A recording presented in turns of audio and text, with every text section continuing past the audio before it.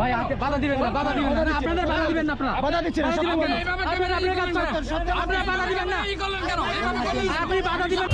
উনি সাংবাদিক না হয়ে ভিডিও করার কারণে ওনার সাথে পুলিশের তর্ক বিতর্ক চলছে। মোবাইলটা নিয়ে যাবে এখনই।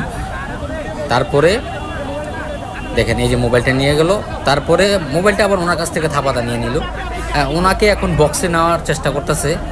তারপরে ওনার সিনিয়র যে কর্মকর্তা আছে পুলিশের, ওনাকে বললো স্যার উনি তো ভিডিও করতেছে, উনি তো সাধারণ পাবলিক লাইভ করতেছে। তখন ধাক্কা ওনাকে বক্সে নিয়ে গেল।